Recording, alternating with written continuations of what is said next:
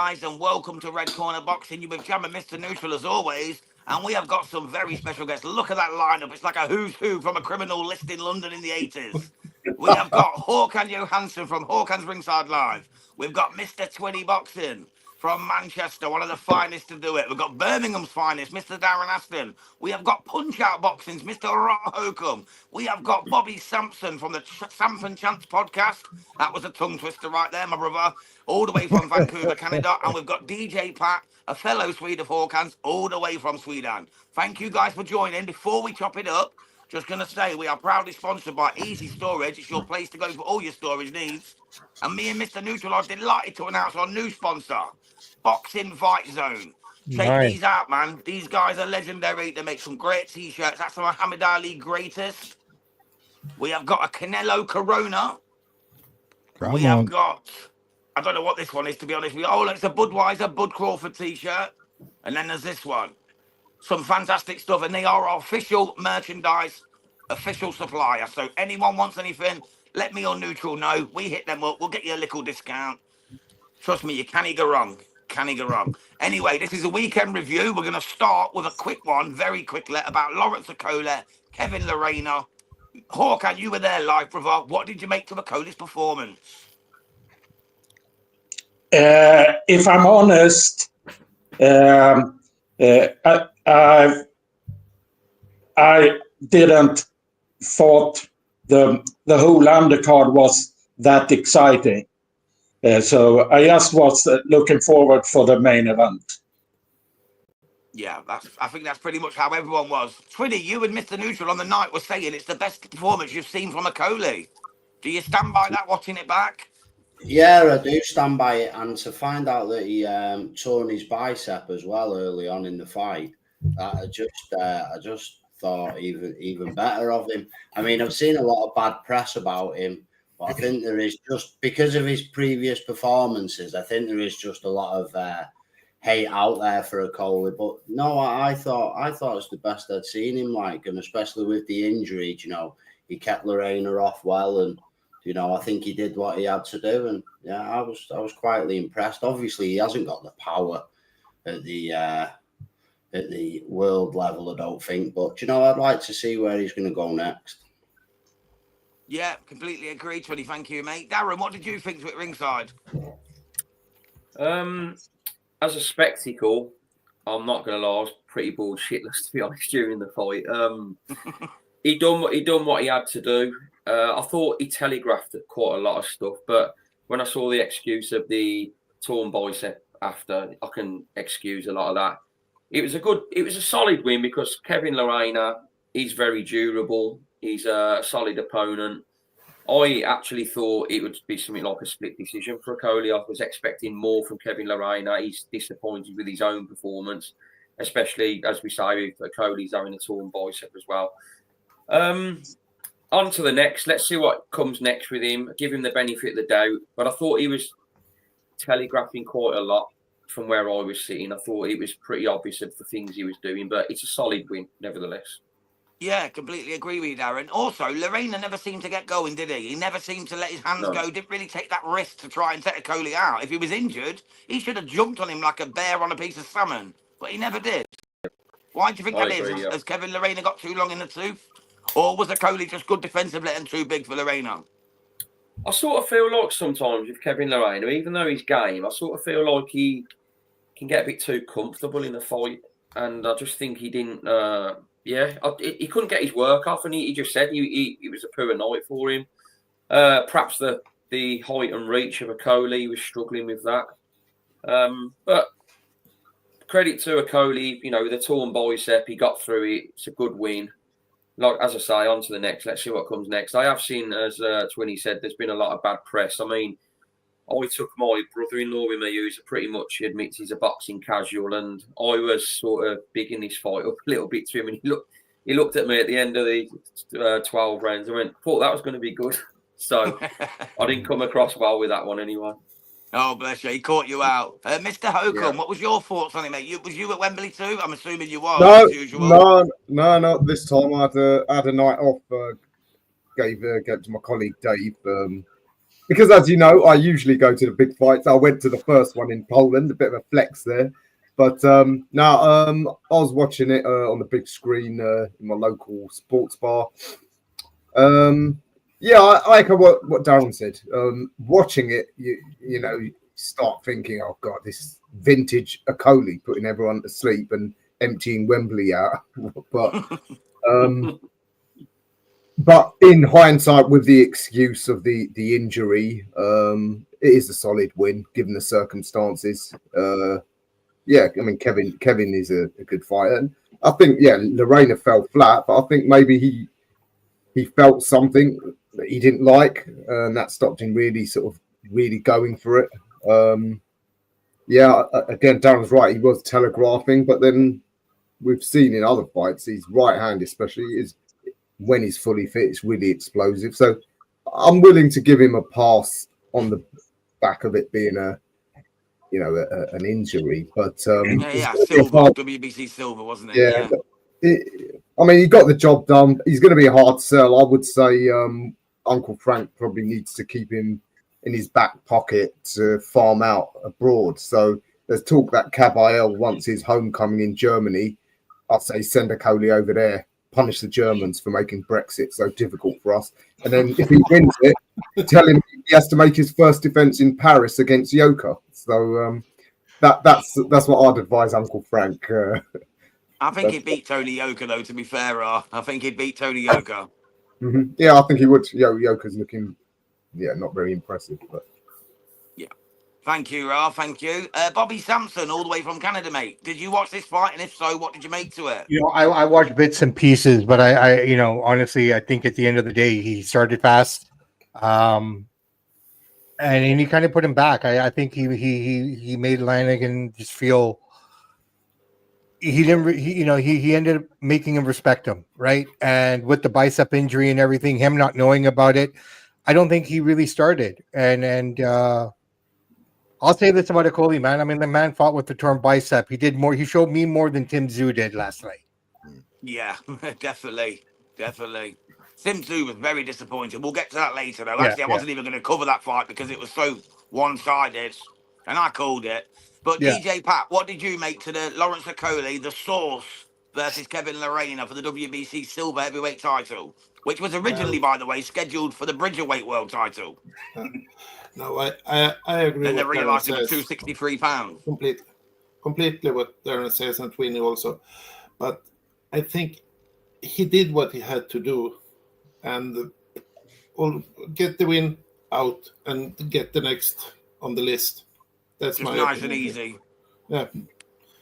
But everybody was expecting a heavy KO, but hey, sometimes it doesn't go. So it was a point victory and off to next.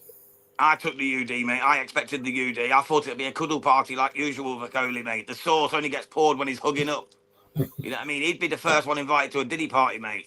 Mr. Neutral, my co-founder, my co-host, how are you, brother? And what's your thoughts on the Okoli fight that we covered together? First and foremost, thanks to everybody coming. It's like a FBI most wanted poster here. All the rest of these guys. That was even blurring his face out with a light. He's trying, but it's clogged. Look, I thought Okoli was good with the jab for the first few rounds. I don't know which arm went. Was it the left or the right? I don't know. But he was using that jab really well for the first sort of 6 rounds. Then a bit of hugging was starting happening. But listen, as I said to Twenty, it's the best of what I've seen in box. He's had some horror fights, Chris Billum-Smith, etc. And this was a good, really good test. Kevin Lorena's been in with Dubois. He's been in there with, I can't figure off the top of my head right now, but he's been in there with some good boys, and he made him look small. And that was the key for me for victory. It was wide UD, gentlemen. So, as predicted by Mr. Neutral, I might add. And me too. Yes, that's certainly right. Red Corner had a good week. Yeah, we did. Well, let's move on to the main one that we're pretty much here for, because Darren and Hawk have got to jump out straight after this one. So we're going to go to Usyk Dubois. We're going to let Mr. Neutral go first, because I know you had feelings on this one, brother. He's a big Dubois supporter. So I'm going to let the co-host and co-founder go first on this one. Very, very quickly. I mean, obviously, half of the country was, supporting Daniel. I was one of them. So it would have been great to just see a Bret as an undisputed champion. First few rounds, he was doing all the right things. He was really taking it to Usyk, but levels come into it. Daniel made mistakes and he got punished. Whether he quit or not, I can't. I don't think he did. He got up, and then it was a cracking left hand that put him down. It was a Hail Mary, a crazy Ivan, sort of punch. Closed his eyes, threw it, and it hit the bullseye. And that was a legitimate knockout. So I'm not having it that he quit. But listen, Usyk. There's also Neutral. There's also the proof that Sir Chatlight Boxing's Darren Aston sent me earlier, is that the towel was actually thrown in before the count anyway. Right. So the fight was off, whether the count made it or not. So he didn't make the count. He didn't make the count. The referee waved it off at 9. He didn't make the count. The towel was in everything. The towel came in. The towel come in at like 8, 9. 8. And then the referee waved it off at 9. So it was already over. So he didn't quit. He could have got up at 9 like Tyson Fury did against Usyk. He could have carried on. It's just a hate of seeing he quit. I wish him well. I hope he comes back. And at 27, he's good too.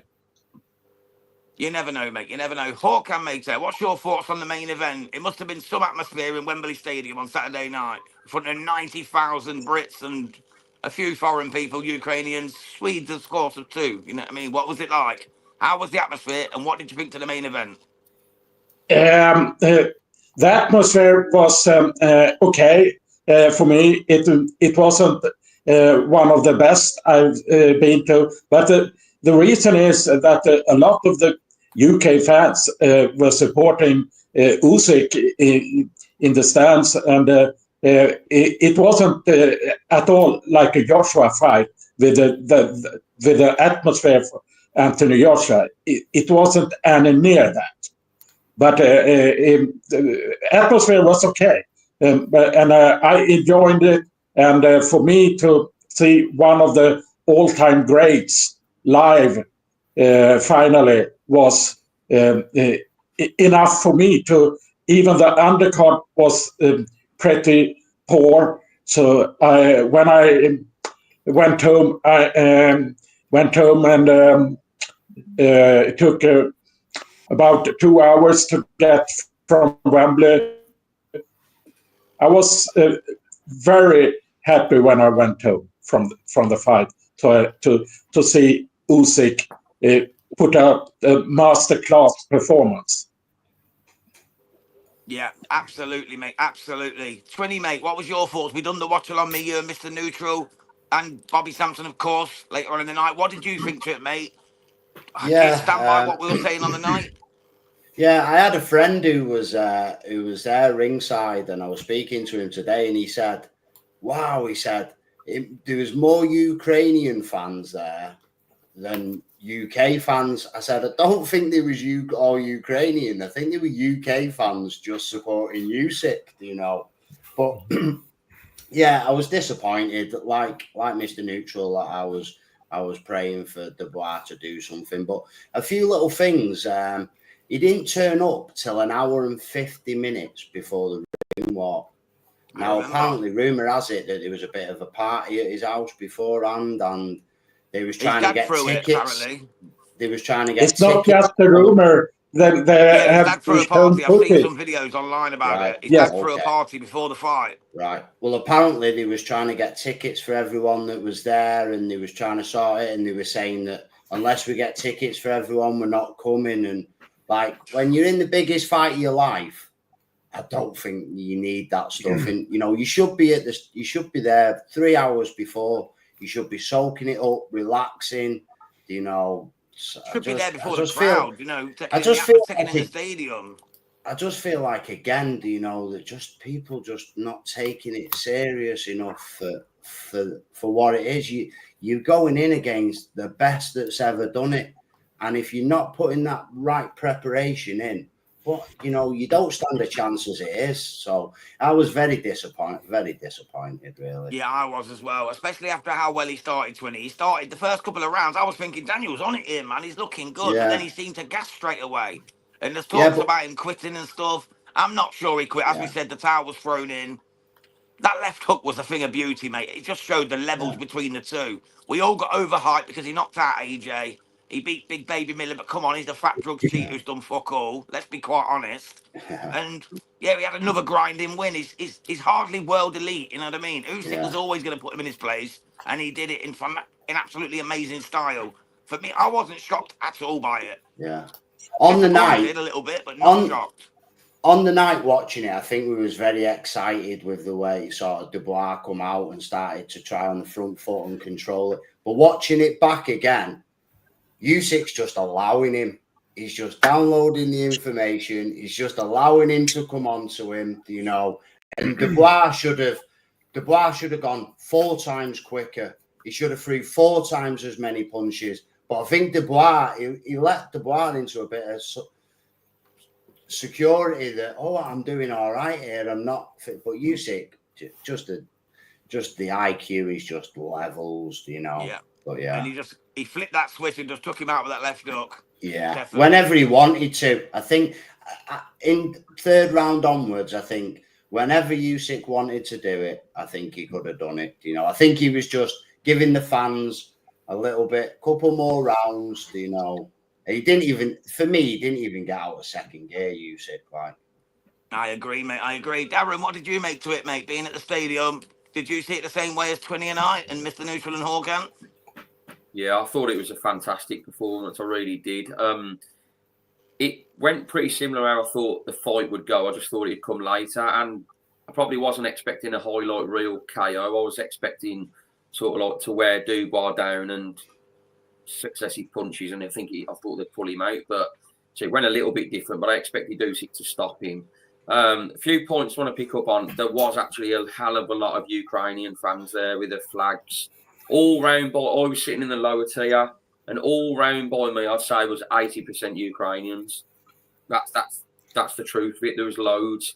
And it was at least 4K Ukrainian fans at Wembley who had traveled from Ukraine. Yeah, there was so many, and the Frank Warren point. The point Twinny said about arriving to the arena late.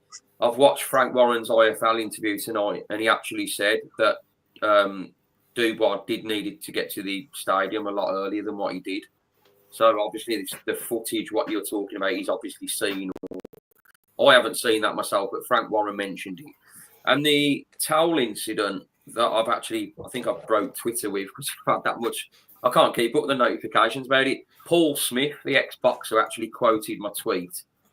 And he put, the towel is thrown in on 9 and he hits the floor by the time the referee, who can't see the towel, says 10 and waves it off. The towel was irrelevant to the fight ending as the ring card girl. And then he put in the comments, below, he croaked it again. But I don't see it like that. I respect his opinion. Obviously, he's done a lot more than he's, ex-boxer and that. But I just think that it was a fantastic shot. Dubois was getting schooled. He couldn't cope with it. He hasn't got a plan B or C, whereas Usyk has got that if needed. And it was a cracking shot, highlight reel KO. If he got up and carried on, he'd have been sparked out within seconds after. The people that are saying that he croaked it, he quit. I just think that's, fine, have that opinion, but what do you want the bloke to be hospitalised? He was cracked with an absolute brilliant shot. So I don't know what people are expecting to happen. I mean, he's 27, and everyone that said who he packed it in against Joe Joyce before, I was probably one that was saying it myself. But if he never took a knee and bowed out of that fight, would he have been having that opportunity on Saturday night? Just gone.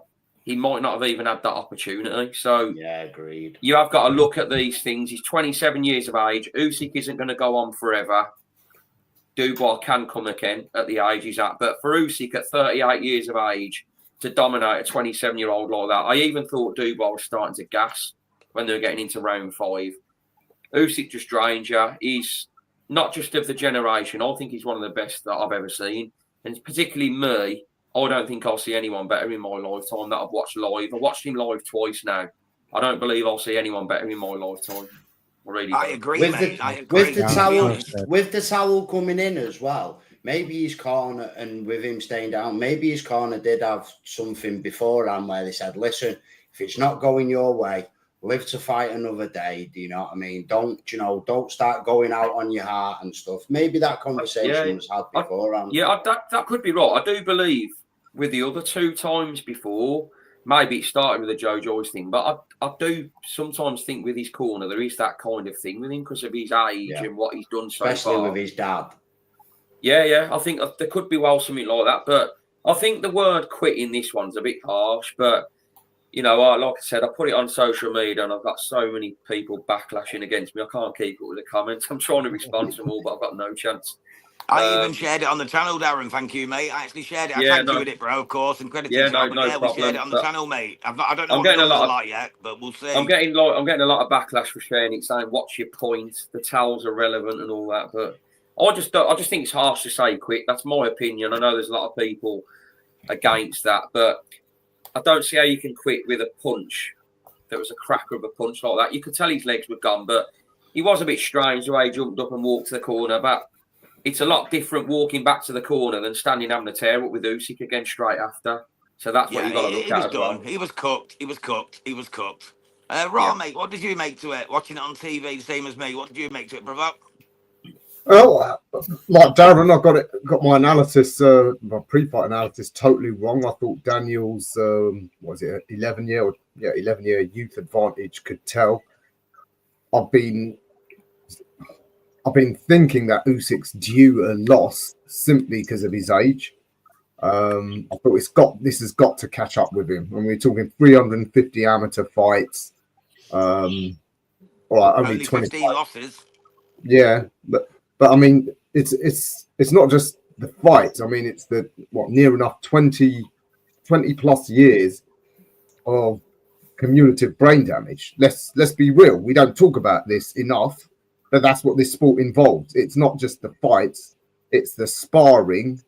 And for him, by his own admission, he said, like, now in the fights, getting hit by much bigger men, they might not be blows which are sort of going to lose him the fight, but even, blows around the body, the arms, the joints, all of that, I thought it's going to take an effect eventually. Fury and AJ, they couldn't do it because they're older fighters themselves with huge amount of mileage on their clock. I thought Daniel, in the prime of youth, that could compensate for the big skill gap. And how wrong I was. He's remarkable. He is absolutely remarkable physically, and of course mentally and technically. I just want to say though, I do. Maybe this is me just being a bitter Brit, and I'm disappointed that not many of us are going in on Usyk, and I'm really disappointed that someone has to. So it's going to have to be me. But I think people are going overboard with lavishing praise on him. Don't get it twisted. He's an all-time great already. Whatever happens from here on, he's an all-time great. But when you're talking about how high up all-time great ranks, I think all right. Look, guys, let's think about this a bit more. He's only fought 4 top-level heavyweights. Yeah, he left it probably too late in terms of his heavyweight campaign. I don't know if that's why he still wants to carry on, but there's that. And also, you know what? I don't even rate his skill the way a lot of people do.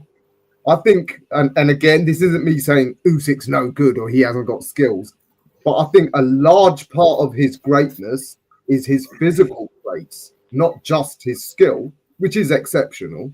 In the same way, say, a certain Muhammad Ali, Eddie Butch say he's technically very, very flawed, but he had preternatural reflexes, speed, and later in his career, we found tremendous fighting heart and a chin.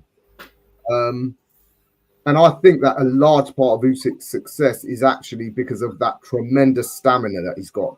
He can just set a tempo that these big super heavyweights, they just can't keep, as you said, it runs the gas tank down. But is he doing anything technically exceptional? I would say compared to, say, the heyday of the top Americans, I would say no. I think that those Eastern Europeans, what he's effectively done is taken his amateur style and just extended it over 12 rounds rather than 3 or 5 rounds. He doesn't do anything on the inside, for example, the way American fighters, back in the 90s could do. So yeah, that's all right. Like I said, maybe it's me just being a bitter Brit. Don't you think that?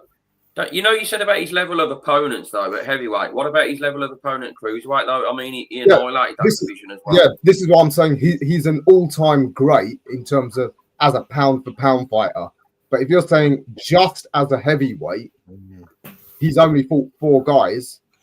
One was Fury, no arguments there. AJ, again, no arguments, Unified champ. Chisora, okay, top contender. And Daniel, his 2 wins over Daniel, we'll have to see whether they age well or badly over the rest of Daniel's career. Incidentally, despite the fact that I thought Daniel would do well, when I saw the ring walk and his dad wasn't there, and I saw his dad weren't in the corner, I did start having doubts, because it seems like his dad is a necessary part of his performance.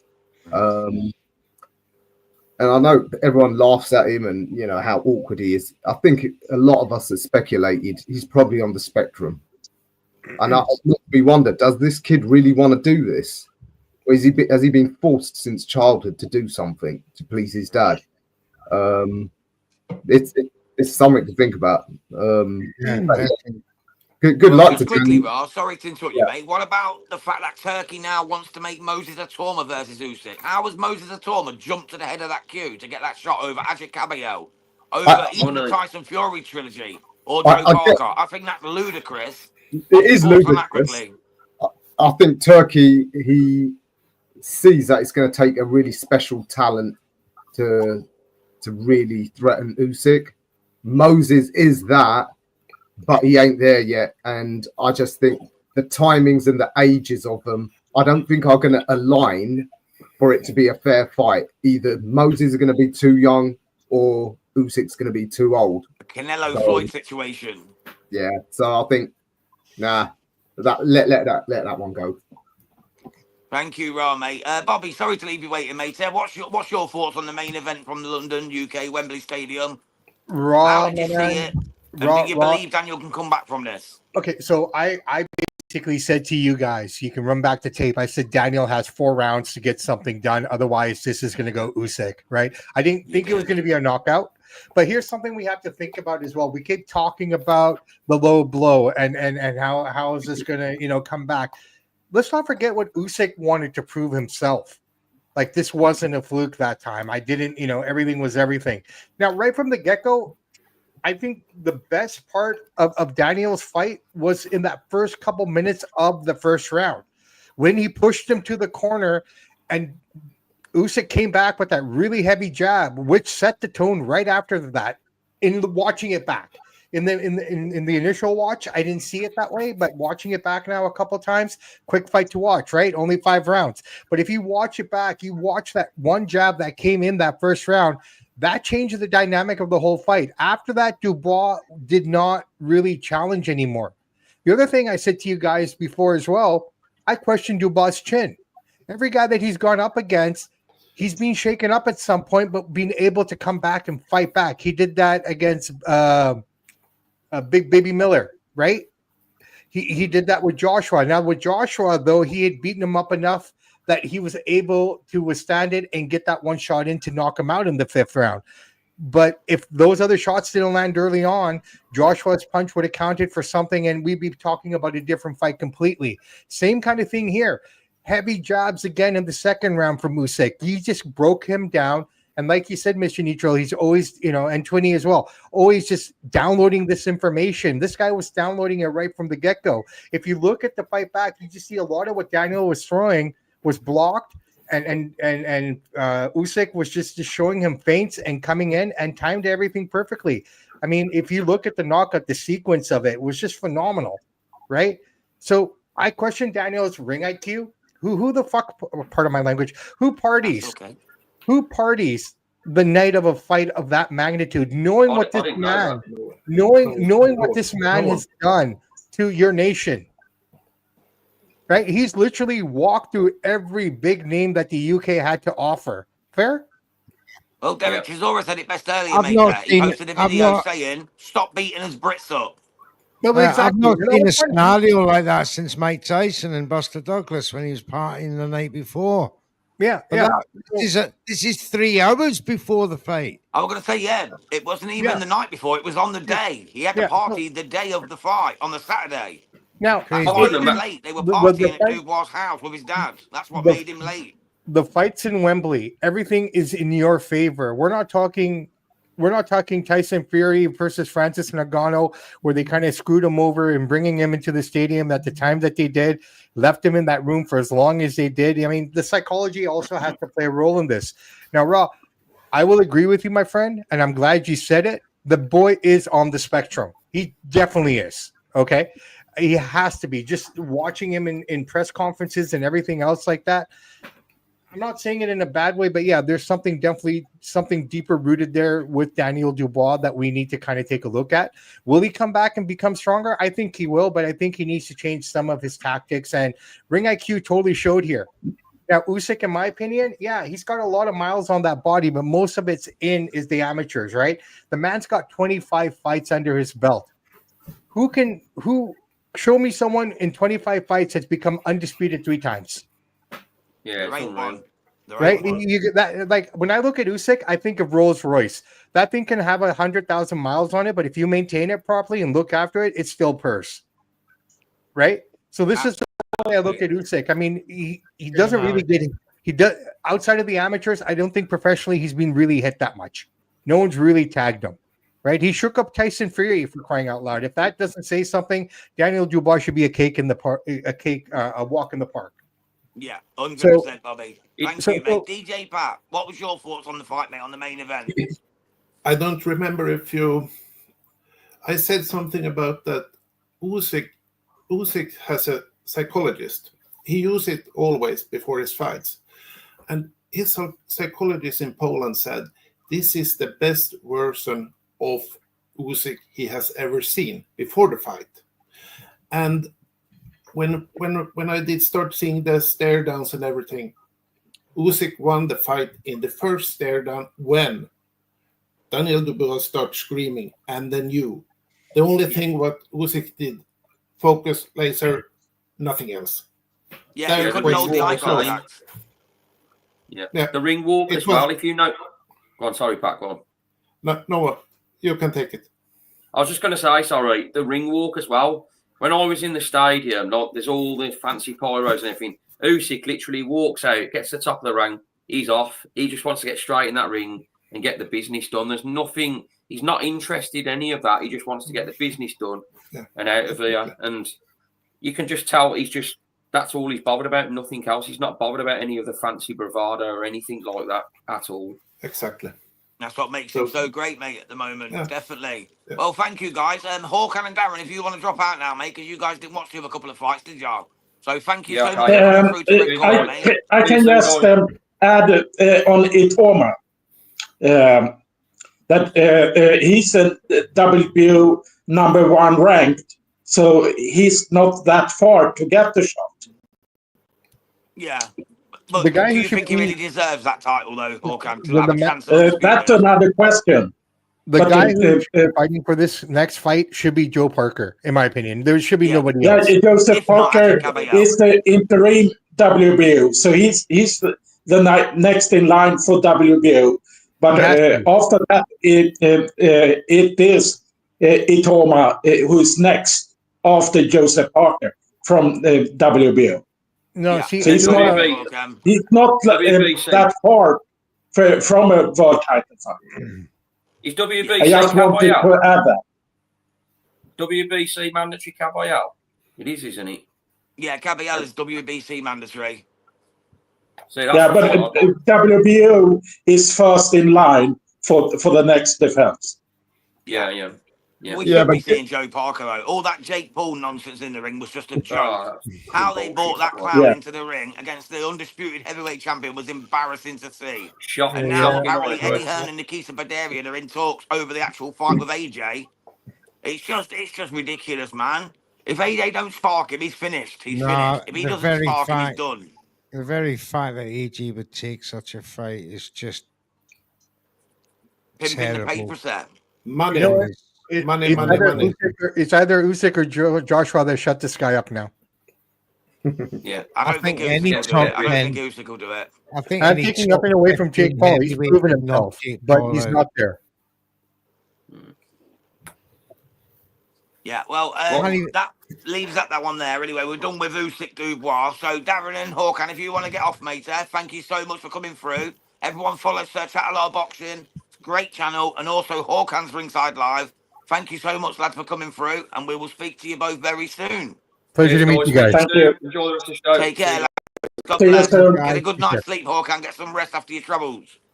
Yeah, I arrived very late last night, so it will be a very good and nice sleep now. Thank you. Awesome. Good man, good man. Take care, my brother. Right then, guys, let's move on then. We're going to go to the Bam Cafu card. So we're going to start with a quick one about Diego Pacheco versus Trevor McCumbee, which was for the super middleweight title of the WBC USA and WBO International. We'll go to you 21st because you've done the watch along with me. What did you think to this one, mate? Was Trevor McCumbee a little bit disappointed in your opinion? Yeah, he was, but I just don't think he had any answers really. You know, he had the heart of a lion. He kept going, he kept trying, but I just don't think he had any answers for Pacheco. Pacheco looked good as well. And then when he got the cut also. Yeah, the cut was bad. The cut was bad. Yeah, I mean, it wasn't affecting his eyesight or anything, but Damn Pacheco, weren't it? Pacheco just did what you're supposed to do. He just kept targeting it with the jab all the time, And it was a little nick just above the eyebrow on his forehead. It was just a little nick, but by the end of the fight, it was about 3/4 of an inch long, and it was deep and it was open, and that was just all Pacheco throughout the fight, just targeting with the jab every time. If you watch it, the jab is perfect every time, right there on the head. It must have been doing McCumbie's head in. But you know what? He never once complained. He never dabbed at it, which showed me the blood weren't getting in the eye. He just kept going. Fair play to him. But I'd like to see Pacheco fight that Mbili next. Oh, I'd love that, mate. Christian Mbili versus Pacheco. Diego Pacheco would be a fantastic fight. Apparently, they're talking about it for the Canelo card. That'd be nice, man. That'd be nice to see. That would. And September the 13th in Las Vegas. That would be lovely. Yeah. That would be lovely. Rod, did you get to watch this fight, mate? I didn't. My days of staying up late, as you know, are fewer and far between. But I did read up on the fights. So like Pacheco's gone off the boil the last couple of fights in terms of, at one point he was seen as one of the upcoming killers in the division. McCumbee, I know he's a mate of yours, but he isn't really one of the danger men of the division. And I would have thought if Pacheco was the killer they thought he was, I'd have thought we'd get a conclusive, impressive stoppage over him. Might explain why him and Mbili and Kevin Saggio are engaged in a three-way duck between them. That in turn they've all avoided each other for lesser opponents. I think Kevin Saggio is supposed to be fighting Callum Simpson next. Well, supposedly, let's see if it happens. But Kevin was also supposed to fight Mbili, but Mbili ducked him, and then Saggio ducked Pacheco. It's a tough ass though, man. He's a grafter, isn't he? He's a grafter. But Pacheco ducked Mbili as well. If you want to call them duck, I use the term duck loosely. I know we've all got a different definition of it. I mean, to be fair, I guess they're all waiting to see how that September the 13th plays out. If the belts all fragment, I guess that'd only happen if Bud wins and then vacates, which I think will happen. That's another story. Yeah, I guess it makes sense. But I mean, looking at the other top guys in the rankings, because I think Eddie Hearn said he didn't want Pacheco to take the Mbili fight because he's already number one with the WBO. But yeah, looking at the WBO rankings, I haven't updated it yet. But you had Berlanga, where he's gone. Munguia, he's out of the picture, isn't he? Yeah, Peds failed. Another salty meat contamination. Yeah. So, and the next guy was that John Ominu who lost to Zakenhuber. So that might be the sort of fight that Eddie would like for Pacheco if there's like an interim belt in the meantime. Otherwise, as you said, if they're talking about Mbili, but then Maurizio Suleiman is saying Hamza Shiraz against Mbili because apparently Hamza is now the mandatory for the WBC. So he's pushing for the Canelo Shiraz fight, isn't he, next? So I don't think that'll happen either. Yeah, I mean, there's no shortage of great fights at super middleweight, but I think that a lot of these fighters are going to wait to see how it plays out between Canelo and Bud. But the next one's got to be, we want to see him in a serious threat now next time on. Absolutely, well, thank you, mate. Bobby, what's your thoughts, mate, on Pacheco against Macumbi? Okay, so I'm going to be completely honest. I didn't see the fight. I just watched the highlights and stuff. The way I kind of look at it, you got Macumbi coming in off the high of that fight against Caleb Plant. And I think a lot of his momentum was carried on into this fight. Basically, the way I kind of see it, I think Pacheco did what he had to do. I don't think it was his greatest performance, like the rest of you are saying, but that's just based on the highlights. The fight to make, though, in my opinion, it would be Mbili, just because I am Canadian and I want to see that guy get his just due, right? But he's proven himself. I'm not saying it as a Canadian. The man has proven himself. I've watched all his fights. I've watched him coming up. He's ready. This is it. He's ready for the next level. It would make no sense to me for Mbili to fight anyone else except Pacheco or someone else higher up now. He needs to get into that top 5. So if he can get something done there, that would be a great fight. Hearn saying that he doesn't want to see that fight lets me know that he doesn't think he's ready for Mbili. He knows Mbili would stop him, definitely. Pat, what's your thoughts on this one, mate? You joined us for the watch-along of this one, if I remember correctly. Well, Pacheco did what he had to do. And Macumbi, he tried his best, as you said, Twinny, also, when we were talking in the fight. And he was not, I don't know how to say it, but Macumbi, I did expected a bit more of Macumbi to see what levels Pacheco is in. But overall, it was what it was. And Pacheco did the win. But wait, that they did was negotiation for Pacheco and Mbili, but it did not happen because Mbili wanted the fight in Quebec with his promotion team. So it fell apart on that. That was why they fell apart. And Matchroom wanted in LA. So it is what it is. Yeah, that's fair enough, mate. I think Pacheco didn't go above and beyond. He didn't try to stop him. He just comfortably cruised through the fight. And I think sometimes it goes against fighters because they're like, oh, he could have done more. He could have gone and stopped him. But then sometimes you got to think, is it worth the risk of trying to go for it? Because Macumbi's not behind the door. You start trying to brawl with him. He's got a cut. You weigh up on the cards. Just keep him at the end of that jab. At the end of the day, it is boxing. And I think, Turkey's trying to turn people's heads that people need to just go for this knockout.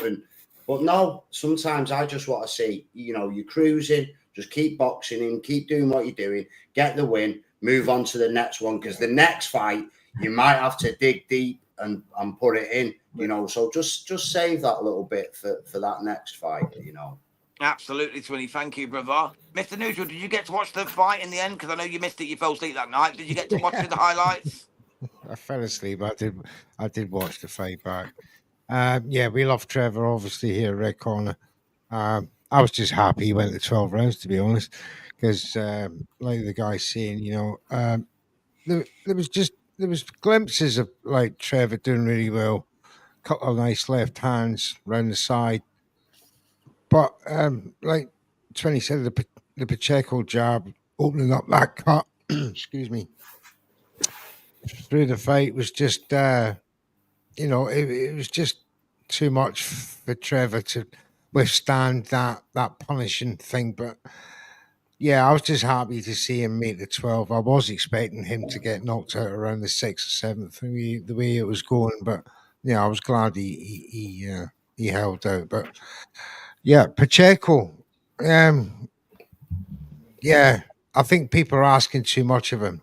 Like you said there, can't remember who said it. I think it was you, Pat. Bobby. It was Bobby. who said it. Bobby. Yeah. People you just want to see a good performance. 20, you said it actually. You just want to see a good performance, from the box. You don't want necessarily have to see an all entertaining knockout. You're on hiding to nothing if you go into that attitude in every fight just to please crowds. You got to do a job.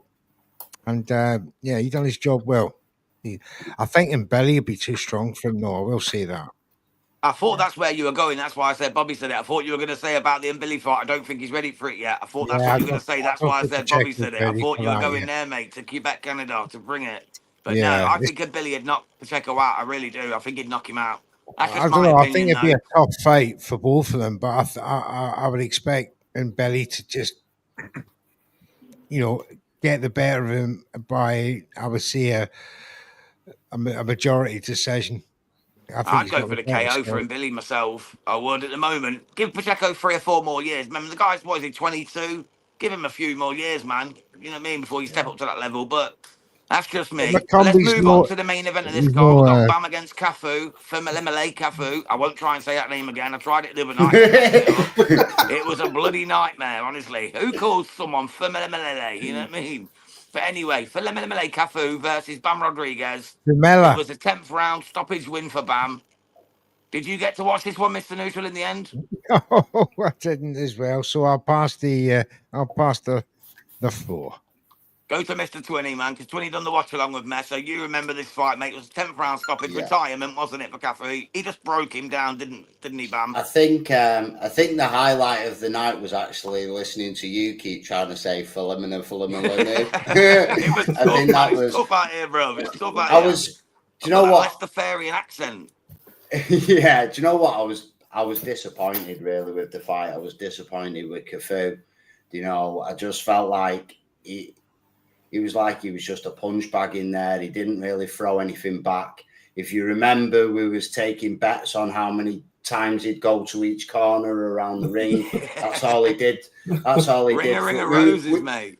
We was giving him rounds on the fact to see how many times he could go round from corner to corner. It was like a baseball game, but it was only a matter of time before Bam got to him. He was just working him, and then Bam stepped up the levels, and then just too much for him in the end. Yeah, but a disappointing fight, really. It was. But Bam all he was thinking about was Fernando Daniel Martinez, Puma was coming next. That's all he was thinking about. He's getting the job done. He weren't taking no risks, was he? Bam weren't until he just broke him down naturally rather than going after the kill. Like you normally, which was quite easy when someone's not really throwing back at you, because when he was throwing back Cafu, his thought in his head was, "I need to get my hand back." That's so there was just nothing. There was just nothing on the punches he was trying to throw at Bam. It was very, very disappointing. Really, I expected more from Cafu, but yeah.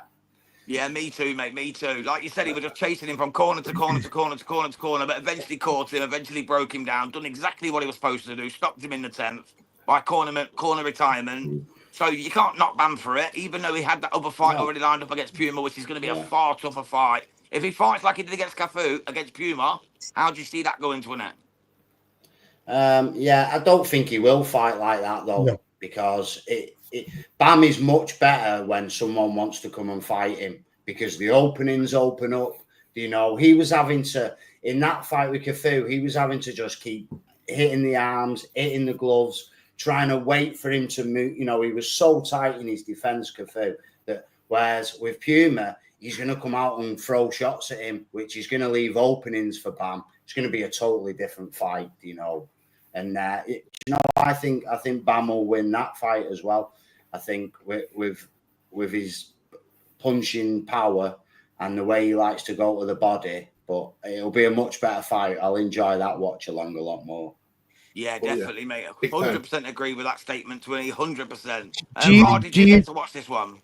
Sorry, Rod. Just before Rod comes in, did you get the feeling at all when you're watching that fight that Bam had, you know, this other guy in the future to think about during that fight? I definitely do, mate.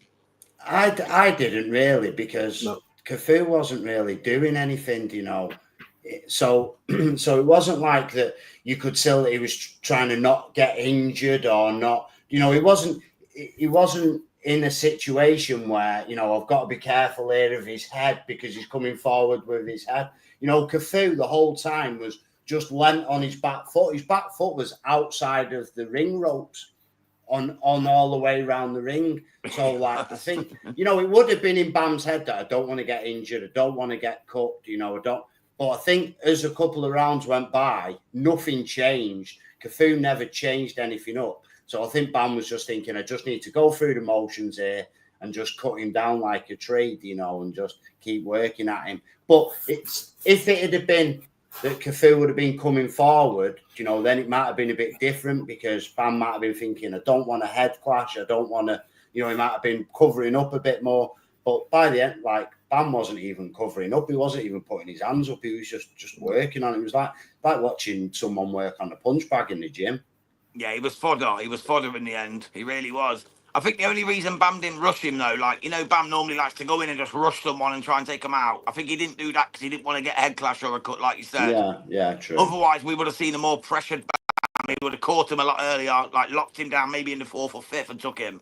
But because he had the other fight lined up, that's what makes me think he let him go 10 rounds, because Cafu was very, very poor. I was told about how good he was, how stylistically good he was. I'd only seen a couple of his fights in truth live and stuff, and I wasn't that impressed. You know, he looked skillful, but nothing exceptional. I expected Bam to take him out, and that's why I took the KO. Luckily, he did stop him in the end, but it wasn't exactly a Bam amazing performance. That's what it's very hard, though, when someone's not throwing back, though. It's very hard to beat someone like that. You know, when they're on the back foot and they're just covering up, covering body, covering head, you know, they're leaning back. It's very hard to knock someone out, especially at them weights. Yeah, definitely. It's harder than weights anyway, isn't it? It's such a lightweight. Definitely. Go on, Rod. Did you get to watch it, mate? No, just the highlights. But taking on board what Twinny said, thanks for the analysis, because you were there watching it live. I mean, I'm impressed. Given the circumstances, i.e. that he's already got another big fight announced just 2 months later, I think, it's just so impressive as to what level Bam is operating at, that he can actually do that, i.e. go in against another world level guy and actually just pace it to, you know, to keep himself safe for the next fight. When you can do that at that level, it shows just, what sort of a level he's at. He is, I think he's somewhat overlooked in the pound for pound rankings arguments, because look, at the age of 25, how many, he's already beaten a couple of, well, he's cleaned out all the guys at flyweight, didn't he? And now he's unified at super flyweight. And yeah, it'll probably be, further unified against Martinez. I think against Martinez, he's going to put on a devastating performance. I think he did keep something in the tank against Cafu, because he's got that fight 2 months from now. I was going to say to anyone who did watch it, was he keeping his distance a lot more to preserve that sort of, you know, he did not have the gap, really.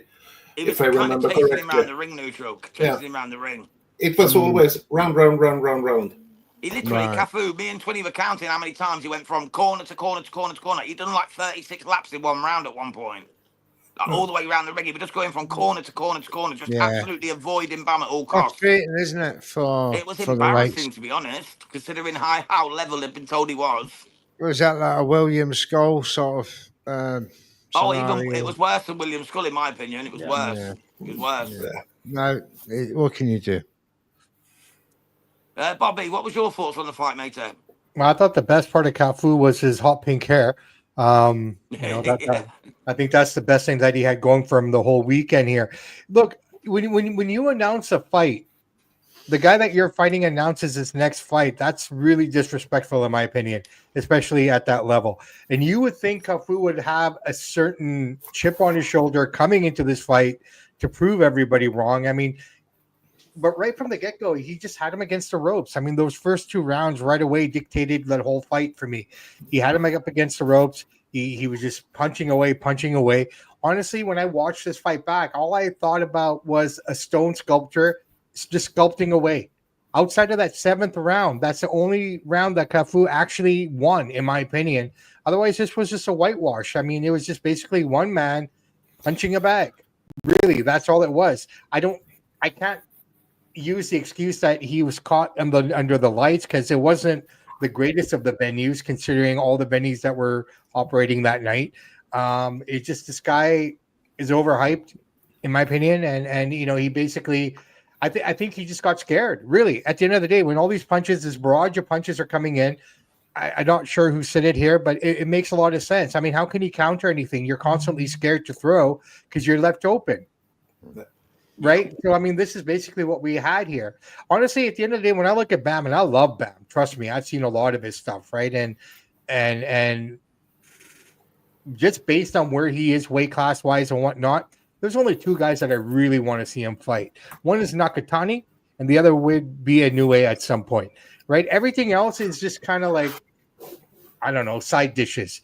Those are the 2 main courses, right? So I hope they can get these fights done with those 2 guys at some point here. But I mean, that's the direction I think Bam has to go, because you can keep lining him up. I don't care who he's fighting next. He's going to beat him too. Just the way Bam fights, just his style. Definitely, man, top 5 pound for pound, in my opinion. But yeah, that fight was literally basically a man with a chisel and a hammer and just working it away at a statue. That's what it looked like to me. Literally, that's what it was, right? And I mean, I was going back and forth because Zoo and Pandora were happening at the same time. And you know what? In a way, a lot of those fights kind of mirrored each other in a lot of ways. Yeah, it was 2 men Makes getting beaten up. me think, did Cafu get step aside money, but actually had the fight?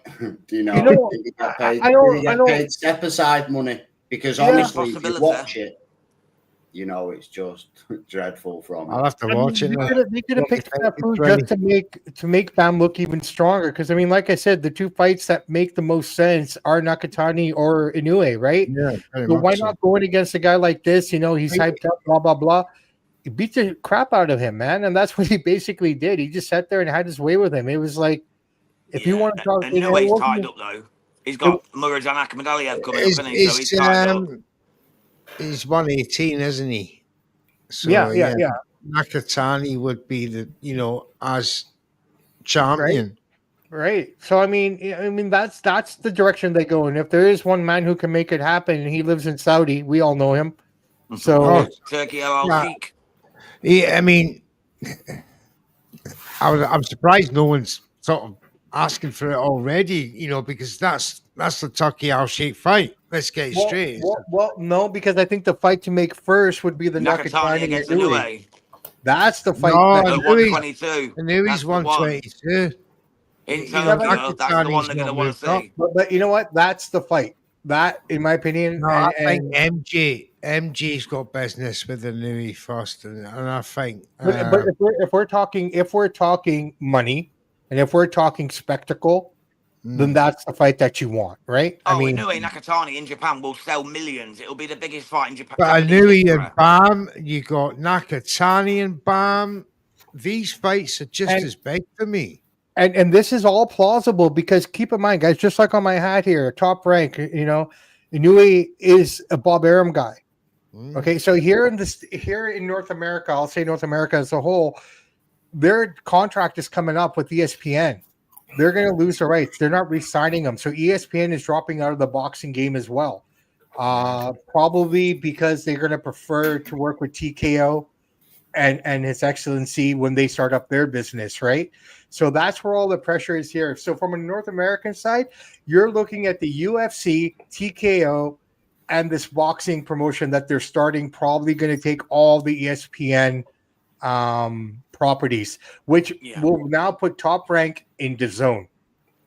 So now DAZN will have Top Rank, Queensbury, Matchroom, Golden Boy. Got it all, mate. They've got it all. They've got it all So on the lock. fights will be easy to make. Yeah, And the way Al and Heyman, to be the fair, way Pacquiao Sheik can get any PBC Well, look, fighter under their umbrella system. the way Hal Heyman's working these days, he's going to be the odd man out, and he's become a club promoter if he doesn't ship up here and shape up and join the rest of the crew. Really, Looks like he's losing TKO are everybody. already in the game, isn't they? Because they've got Bud Crawford. TKO are running that. Dana White is running that with Turkey Al Sheik, so he's already in the game. Well, he's in got the game. too many fingers and too many pies. man. But Heyman's losing most of his guys. He lost David Benavidez to the ring card now. Yeah, Yes, he's fighting right. Anthony Yard on November 22nd. Exactly. Samson Lenkovic, who swore he'd never go back to Saudi Arabia, is going back to Saudi Arabia. Yeah. So Tank said the same. Tank said the same thing. He wouldn't do it, but you know full well we'll see Tank over in Saudi soon. We know it. Anyway, let's get to DJ Pat. He's been waiting patiently. Sorry, Pat, mate. What was your thoughts on the Bam Cafu fight, my man? As I said, Cafu is the corner man. Nothing else. I never seen a fighter running from corner to corner to corner to corner to corner. It was horrendous. yeah. And then but in the end, it was the rightful winner. Also, and the way it stopped, it was totally perfect master plan from Bam. I think he wanted to bank some rounds also before the Puma Martinez fight. And sorry, if I may really quickly, when you keep saying corner to corner to corner to corner in professional wrestling, that match would be called a bull rap match, where basically both guys are connected to a big rope, and you literally have to touch each corner of the ring in order to win the match. So that's pretty much how it was, mate. Honestly, me and Tony were counting, mate. He was running, he was doing lap after lap after lap. It was making me dizzy, blood. You know what I mean? That was no fun fight to watch either. Right, let's move on to the last fight of the night then, guys. Manny Pacquiao. I never actually watched this one live. I've watched the highlights, but Twinney and Sampson, Bobby Sampson, did do the watch along for Red Corner Boxing. So thank you so much, lads. So we're going to let Twinney start. What did you think to Pac-Man's performance? It was classed as a majority decision draw. Barrios got one card. Was it 115, 113, and then two 114s? So what did you think, mate? Should Pac-Man have got his hand raised and be the new WBC welterweight world champion?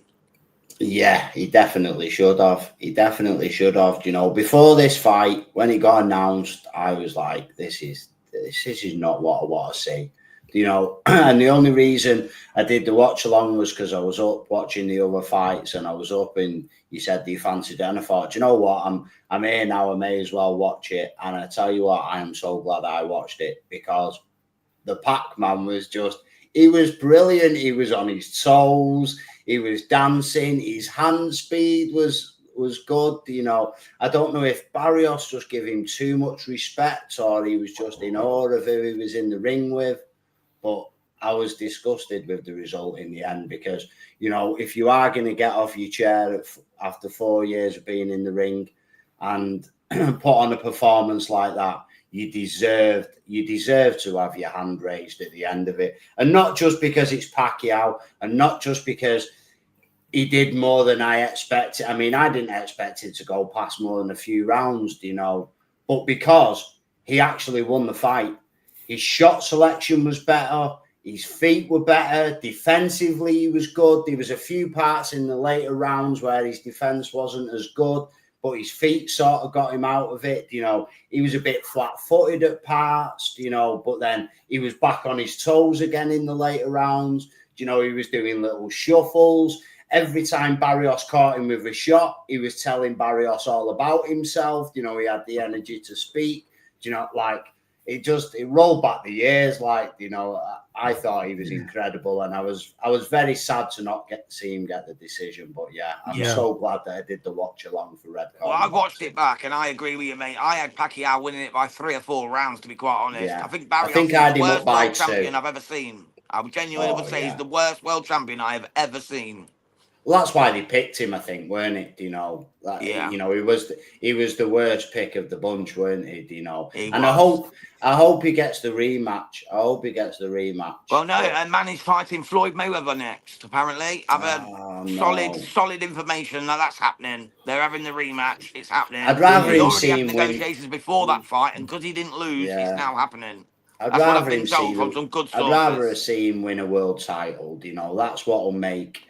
You know, that's what will make his legacy an extra bit thing. You know, forget Mayweather. Mayweather's probably, I think we said it on the night, you know, Mayweather sat at home going, oh, do you know, I need to be in this. I need to be part of this. And, you know, no, Pacquiao, he done himself proud, you know what I mean? And like, I watched an interview with his brother, and his brother was like so proud of him. And, you know, I would like to see the rematch and see him get his hand raised, because, you know, we use the word robbery. I'm going to say he was robbed. Yeah, fair play, fair play. Was Boo Boy in his corner, by the way? I didn't see whether he was. Remember Boo Boy, the big fat guy who used to always be in his corner? Was he in Pacquiao's corner? I'm not too sure. I can't didn't see him recall. it was 6 o'clock. It was 6 o'clock in the morning. Yeah, I didn't notice. But Boo Boy used to make me laugh, man. The big fat Filipino bloke who used to be in his corner. Yeah, absolute legend, mate. I didn't see him on the highlights that I watched, but what a geezer he is. I hope he was there. Bobby, we'll go to you next, mate, because you've done the watch along with Twinner. Yeah. What's your thoughts on it now? It's settled and that. Do you stick by what you said on the night? Do you think Pacquiao should have won? 8-4 Pacquiao all the way. You know, and I think, you know, watching it back as well, the one thing that he did that I don't think Mario's ever seen are the angles that Pacquiao is still able to, you know, just his angles, his footwork, and the way he can just switch angles and stuff like that. I think that just caught Mario off guard. Now, the other thing with Mario Barrios, and I'm not saying this because Abel Ramos is a friend of our show, he didn't look great against Abel. Let's not forget what he looked like. I mean, he won that decision there, but I really feel that Abel did enough there to win that fight as well, right? So, you know, when you think about it, this was the safe fight. I'm not taking anything away from Manny, but if this was a Gervonta Davis, if this was a Boots Ennis, this would have been a very different fight. This would have been a Marquez in round 6 again for Manny Pacquiao against the upper echelon of that division, right? So Mario was the perfect guy. Did he get robbed? Absolutely. Did he look great? He looked great for a 46-year-old man. He probably wasn't as fast as he was, and he probably didn't have the footwork that he used to have back in the day, but he looked great. I think almost the training camp was probably harder than the actual fight was for him. And, you know, like we were watching 20, we said, like that first 3 rounds, he was bouncing around. Everything was, you know, this and that. What it really came down to was that jab, which wasn't really landing for Barrios either, and Pacquiao's showmanship, because he'd come out strong after that 3rd round. Up until the last round, he'd come out strong, and then in the middle of the round, he would get flat-footed, look like Canelo a little bit, but those angles were still there. Everything was what? And then once that clapper hit for the last 10 seconds, he would try to come out and be stylistic, just flying in, you know, throwing whatever he could. So really, I think what the judges were looking at were Barrios' jab versus Manny's showmanship, ultimately, right? But unfortunately, you don't see what's landing and what's not landing, right? So, I mean, it's the age-old question, man. You don't leave it in the hands of the judges. Did he get robbed? Yeah, he got robbed. He got cheated, right? I mean, I don't know, man. 15-13 one way completely, that's just BS, man. That made no sense at all. Now, Chance was there, and he told me the aura of Pacquiao is such that when he came out, the girls were crying. Right? This is the energy this man has. That crowd was electric, he said. It was gonzo. But I think what probably would have happened is if he had won the fight, I guarantee almost, you know, you're talking about Floyd, that would have brought him out of retirement for that title fight. Floyd Pacquiao with the belt on the line. I think that would have brought him out. Are they going to run it back? It probably makes more sense for him to run it back than go up against anyone higher in the division, in my opinion. I don't think he could have that kind of performance against the Boots, and I don't think he would have that kind of performance against the Davis going forward. But you know what? He caught him, and it's like Barrios said, man, the old man hits hard. So yeah, he was fazed by it, right? So, but man, you had 5 inches over him. You had everything working in your favor, and you still couldn't get it done. So what's that say about Mario Barrios, in my opinion? He's the worst champion of all time. He didn't- Honestly, he's the worst. He didn't have any answers, did he? He didn't have any answers for him. Pacquiao was throwing a flurry of punches, and then he was off to the right. And Barrios was like, he didn't know what was going on. And it was great to see. It was great to see Freddie Roach in the corner. Yeah, as well. but that's the thing. God. That's what I'm saying. You look at Barrios. He comes from this generation of fighters where Manny comes from the Marquezes and then all those guys. You know what I mean? Like real. Just technical. I can smoke, right? definitely see a PBC scenario tank and pack. Well, they tried pushing for it. That's what I'm reading right now. Like I haven't seen the articles or anything about him and that, but what they're looking for right now, according to the Pacquiao camp, and don't quote me on it, but what I'm understanding is they're looking for a tank fight because that's the money. They Right? want that PPV. If PPVs exist, it needs tank and pack, because if that sort of fight can't bring 1 million, 1.5 million worldwide, PPV's finished. Well, here's the thing. I think one thing they need to do, PBC, on a completely unrelated topic here. Unfortunately, we couldn't hear the commentating. Well, I couldn't anyways because we were doing the watch along. But from watching it back, man, the commentating was horrible on that card. You know, it was not good at all. Sergio Mora was shit. Like all of it was shit. It was just like shit every fucking weekend. You know, and I'm looking at the main. Watching Who was the main commentator on PBC? Was it Mauro? I know for Sergio Mora, and I think it was Mauro Ronaldo. Okay. And for me, that's kind of a tough one because we know Mauro. He grew up here with us, so you know I've always liked Mauro Ronaldo, this and that. But I just don't know, man. Something wasn't right with them. He's still under his paymasters. He's got right. It was just too much, and honestly, I think they need to figure out what they're going to do with Amazon going forward because just all the boxing that we consumed this weekend, that was the worst produced card I've seen in terms of the angles, the camera work, all of it. I think they could have done a better job. Thank you, Rod. Did you get to see the fight, mate, between Pac-Man and Barrios? And what was your thoughts, mate? No, again, just been reading up on it, and what you guys are saying seems to be the consensus that he was robbed, which is surprising because he's the biggest star. And from what you guys are saying in terms of the rumors of what's next, it seems like PBC's last throw of the dice is to recycle the two biggest stars of the past era, isn't it? Getting Pacquiao out and then presumably to set some return with Mayweather and then get Tank involved. Those are probably the last sort of really big fights they can put on. So yeah, very tournament for Keith Thurman or Errol Spence. Keith Thurman just called out Boots Ennis at 154.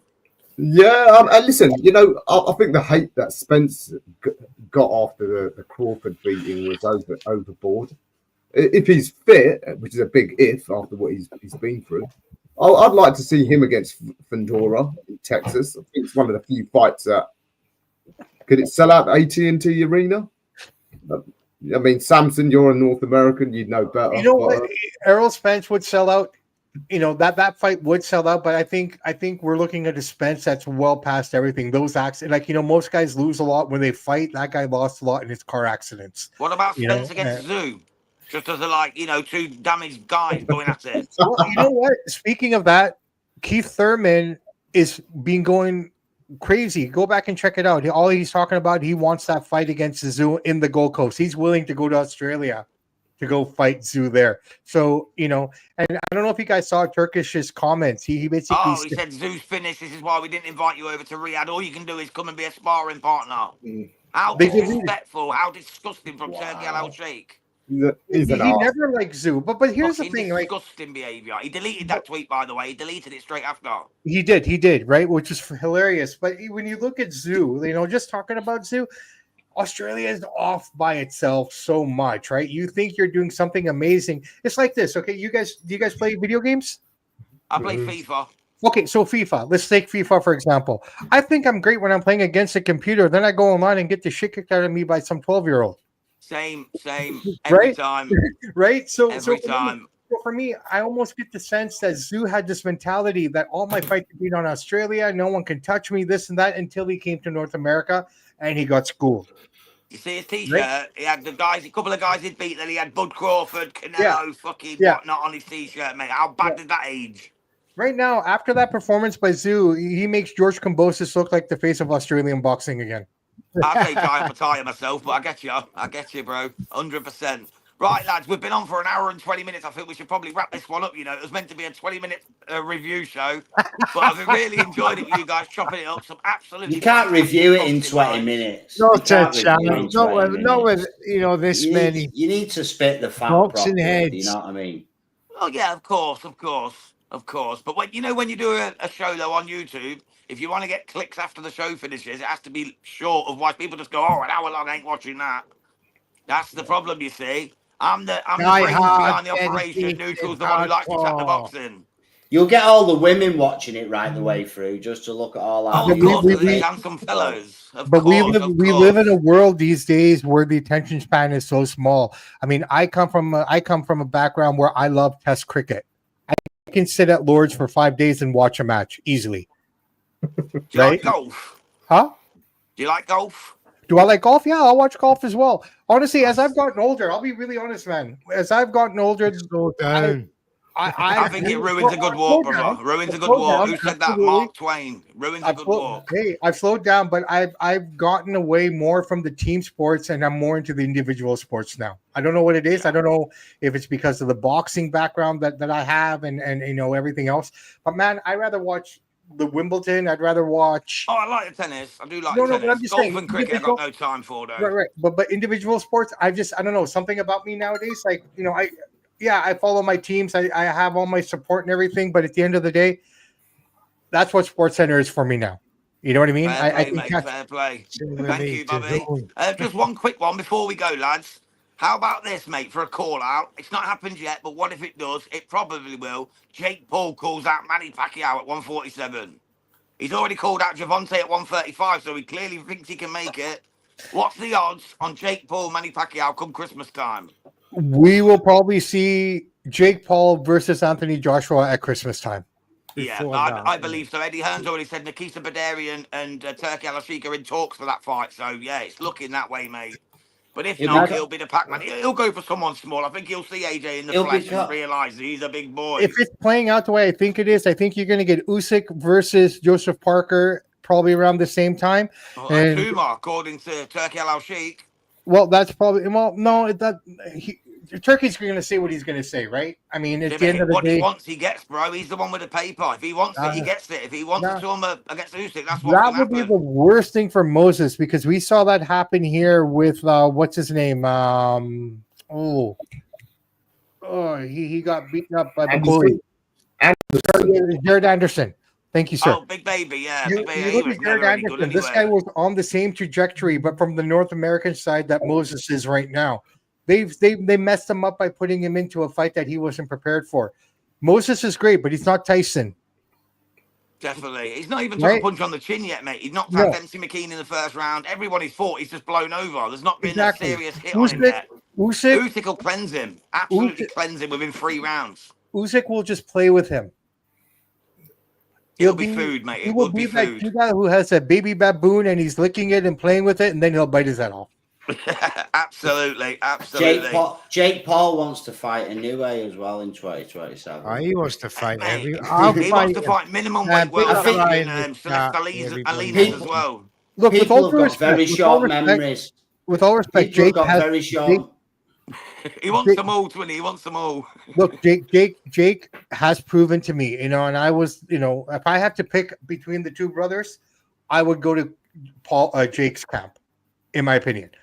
Jake has proven himself. He really has. He's just not there yet. He's not ready No, for he those hasn't. big No, names. he hasn't. No. Memories. No. Tommy Fury beat him. Tommy Fury beat him. Tommy Fury wouldn't win an English title in this country. No, fair play. But I'm just saying, if you look at where he started and his skill level right now, he has improved. I think he's improved. Oh, he's definitely improved, That's what I but think. he's That's no my way point. near the kind of level he needs No, to be at to win he's against not there. Anthony Joshua. No. Anthony Joshua, Good, if it's a fair fight, we'll knock him out in one round. I'm just saying Very much. he's grown. He's grown into the sport. He's respecting the sport. He's training properly for the sport, but he's still not at that level. I get that No, completely. no way near. What he does for female boxing is absolutely amazing. He's signing 5 more ladies, by the way, this week. There's another fight coming soon. So MVP are doing tremendous things, and I salute Jake for that, but he should step out of the boxing ring, go to promotion. He'll be the biggest promoter the world's ever seen. He'll make Frank Warren, Eddie Hearn look like chumps. Well, you know what, though? I mean, if he fights Joshua, this might be the opportunity for Joshua to do what Tyson couldn't do in Nagano. But you know what? Oh, allegedly, I'm going to say allegedly because Jake Paul likes to sue people who criticise his boxing career. So I'm going to go allegedly. Who was? You know full well there's going to be a contract in there that AJ can't throw punches for 10 rounds. And when he does, he's not allowed to knock him out. Just like Mike Tyson had.